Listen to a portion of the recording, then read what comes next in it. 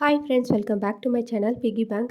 இன்றைக்கி நம்ம சேனலில் என்ன வீடியோ பார்க்க போகிறோன்னு பார்த்தீங்கன்னா, போன வீடியோவில் சொன்னல எனக்குன்னு ஃபஸ்ட்டு வாங்கின ஒரு இயரிங் அதுதான் காட்ட போகிறேன். இந்த ஜுவல்லரி பார்த்தீங்கன்னா டி நகர் லலிதா ஜுவல்லரி ஷாப்பில் வந்து வாங்கினது.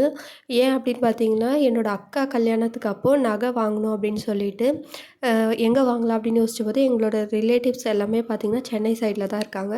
ஸோ அவங்க தான் சொன்னாங்க, இந்த மாதிரி லலிதா ஜுவல்லரியில் வந்து நகை எல்லாம் நல்லாயிருக்கும்னு சொன்னதால் அங்கே போய் எடுக்கலான்னு போனோம். அதுதான் ஃபஸ்ட் டைம் எங்களோட லைஃப் டைம்லேயே முதல்ல வந்து ஜுவல்லரி வாங்கிறதுக்காக நகை கடைக்கு போனது. ரொம்ப ஹாப்பியாக இருந்தது. அங்கே இருக்கிற கலெக்ஷனை விட அங்கே வாங்க வந்தவங்கள பார்க்கும்போது ஆச்சரியமாக இருந்தது. நகை வாங்க கூட இவ்வளோ பேர் வருவாங்களா அப்படின்ட்டு எனக்கு ரொம்ப ஷாக்கிங்காக இருந்தது. ஏன் அப்படின்னு பார்த்தீங்கன்னா, எங்கள் அம்மா வந்து எப்போவுமே சொல்லிட்டு இருப்பாங்க, நகை வந்து நம்மளால வாங்க முடியாது, நகைன்றது பெரிய விஷயம் அப்படின்ட்டு ரொம்ப டீமோட்டிவ் பண்ணிகிட்டே இருப்பாங்க. நகை கடைக்கெலாம் வந்து கட்டாக பணம் வச்சுட்டு தான் முடியும், சும்மாலாம் போய் வாங்கிட முடியாது, நகை கடை வாசலில் கூட நம்மள சேர்க்க மாட்டாங்க, இப்படியே தான் எங்களை டீமோட்டிவ் பண்ணிகிட்டே இருந்தாங்க. ஸோ எனக்கு அப்போத்துலேருந்தே நகைன்னா 1,00,000 2,00,000 அந்த மாதிரி பெரிய அமௌண்ட் வச்சுருக்கவங்களால மட்டும் தான் முடியும் அப்படின்ற ஒரு மைண்ட் செட்லேயே தாங்க வாழ்ந்துட்டு இருந்தேன் அவ்வளோ நாளும். அதுக்கேற்ற மாதிரி எங்கள் அக்கா கல்யாணத்துக்கும் ஒரு 2,00,000 ரூபாய்க்கு வந்து பணம் எடுத்துகிட்டு போயிட்டு தான் அவளுக்கு நகை எடுத்தோம். எல்லாமே நகைலாம் வாங்கினதுக்கப்புறமா கடைசியாக ஒரு 2,000ஓ 3,000 ருபீஸோ இருந்தது. அதுக்கு வந்து பார்த்திங்கன்னா, எனக்கு வந்து நகை எடுத்து கொடுக்க சொல்லி எங்கள் அம்மா சொன்னாங்க. இப்போ எதுக்கு, கொஞ்ச நாள் பொறுத்து எடுத்துக்கலான்ட்டு அப்பா சொன்னார். இல்லை அக்காவுக்கு எடுக்கும்போது இவளுக்கும் 1 வரைக்கும் எடுத்து கொடுங்க, கம்பல் வரைக்கும் எடுத்து கொடுங்க அப்படின்னு சொன்னதால், சரி போய் பாருங்கள், கம்மியாக எதாவது இருக்கான்னு பாருங்கள், 1 கிராம் 2 கிராமில் அப்படின்னார். சரிட்டு நாங்கள் போய் பார்த்தா ஒரு 1 கிராம்லேருந்து அந்த 2 கிராம்குள்ளே வந்து பார்த்திங்கன்னா ஒரு 3 இயரிங் தான் காட்டினாங்க. அதில் வந்து பார்த்திங்கன்னா 2 இயரிங் வந்து காது ஒட்ட போடுற மாதிரி இருந்தது. இது ஒன்று தான் பார்த்திங்கன்னா நல்லா ஹேங்கிங்கோட அழகாக இருந்தது. எடுத்து இப்படி சும்மா ஜஸ்ட் காது கிட்ட வச்சு பார்த்தேன். பார்த்தோன்னே எனக்கு ரொம்ப பிடிச்சோடனே இதுவே ஓகேன்னு சொல்லிட்டேன். உடனே வந்து இதை வாங்கி கொடுத்துட்டாங்க. இந்த இயரிங் வந்து ரொம்ப வாட்டி நான் டெய்லி வேர்லாம் பண்ணியிருக்கேன். 1 வருஷம்லாம் தொடர்ந்து போட்டிருக்கேன். கொஞ்சம் கூட நசுங்கவோ இல்லை கட் ஆகிறதோ அந்த மாதிரிலாம் எதுவுமே ஆகலை.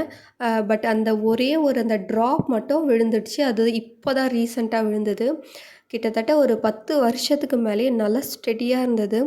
அந்த அளவுக்கு குவாலிட்டியாக இருந்தது லலிதா ஜுவல்லரியில். அதை தான் நான் உங்களுக்கு வந்து சொல்லணும்னு நினச்சேன். ஏன்னா லலிதா ஜுவல்லரியில் வந்து கலெக்ஷன் இல்லை அப்படின்ட்டு நிறைய பேர் ஃபீல் பண்ணுறீங்க. நமக்கு வந்து டிசைன் அப்படின்னு பார்க்காம ஒரு பொருள் எடுத்துட்டோன்னா திருப்பி அது செலவு வைக்காமல் இருக்கணும். அப்படி தான் நம்ம வந்து மைண்ட் பண்ணணும். ஏன் அப்படின்னு பார்த்தீங்கன்னா, நகை வந்து செய்கூலி, சேதாரம், ஜிஎஸ்டி இதெல்லாம் நமக்கு போடுறதால ஒரு பொருள் எடுக்கிறதுக்கு ரூ. 10 வந்து நம்ம எக்ஸ்ட்ரா தான் கொடுக்குறோம். அதாவது 10,000 மேலே தான் கொடுக்குறோம். அப்படின்னும்போது ரொம்ப டிசைன்லலாம் இம்பார்ட்டன்ட் பண்ணாமல் அது எவ்வளோ குறைக்க முடியுமோ குறைச்சி நம்ம வந்து தங்கமாக வாங்கிட்டு வர்றது தான் பெஸ்ட்டுன்னு நான் நினைக்கிறேன். இது பார்த்திங்கன்னா 1.5 கிராம் கிட்ட தான் இருக்கும். இந்த இயரிங் வந்து எந்த சுச்சுவேஷன்லேயும் வந்து மாற்றணும், எக்ஸ்சேஞ்ச் பண்ணிவிட்டு வேறு நகை வாங்கலான்னு நினச்சதே கிடையாது. அதே மாதிரி அடமானத்துக்கும் இது வச்சதே கிடையாது. கோல்டு பார்த்திங்கன்னா கடையில் போய் வாங்குறது தான் பெஸ்ட் அப்படின்னு நினச்சிட்டு இருந்தேன். ஒரு வியூவர் வந்து லலிதா ஜுவல்லரி வந்து ஆன்லைன் ஷாப்பிங்கும் இருக்குது, ஆன்லைனில் கூட நம்ம சிட்டு பே பண்ணி நகை வாங்கிக்கலாம் அப்படின்ட்டு எனக்கு கமெண்ட் பண்ணியிருந்தாங்க. ஸோ நான் அந்த வெப்சைட்டில் போய் பார்த்தேன். அதில் ஒரு 3 சிட்டு ஸ்கீம் வந்து இருந்தது. 100% சேதாரத்தில் பெனிஃபிட், இன்னொன்று பார்த்தீங்கன்னா 50% போனஸும் ப்ளஸ் 50% வந்து சேதாரத்தில் பெனிஃபிட் அப்படின்னு சொல்லியிருந்தாங்க. 3வது வந்து நம்மக்கிட்ட ஓல்டு கோல்டு இருந்தால் அதை எக்ஸ்சேஞ்ச் பண்ணிக்கலாம், இல்லை சம் அமௌண்ட் இருந்தாலும் அதை நம்ம இன்வெஸ்ட் பண்ணிவிட்டு 1 இயர் கழித்து வாங்குற மாதிரி இருந்தது. பட் எனக்கு சிட்டு பே பண்ணுறது பெஸ்ட்டாக இருந்தது. 100% வேஸ்டேஜில் வந்து பெனிஃபிட் அப்படின்னு சொல்லியிருக்கிறது எனக்கு ரொம்ப பெஸ்ட்டாக இருந்தது. அதில் வந்து 25th அன்றைக்கி ஜாயின் பண்ணலான்னு இருக்கேன். ஏன்னா அன்றைக்கி தான் எனக்கு பர்த்டே. நம்மளோட பர்த்டே அன்றைக்கி ஒரு நல்ல விஷயம் செய்யலாம் அப்படின்ட்டு தான் இன்னும் சிட்டு வந்து ஜாயின் பண்ணாமல் இருக்கேன். நான் ஆல்ரெடி வந்து ஸ்ரீகுமரனில் வந்து 2,000 ருபீஸ் பே பண்ணிவிட்டு வரேன். இதில் ஒரு 1,000 ரூபாய் வந்து கட்டலாம் அப்படின்ட்டு முடிவு பண்ணியிருக்கேன். சிட்டு ஜாயின் பண்ணதுக்கப்புறமா அதை பற்றின டீட்டெயில் வீடியோவும் நான் ஷேர் பண்ணுறேன். தேங்க்யூ ஃபார் வாட்சிங்.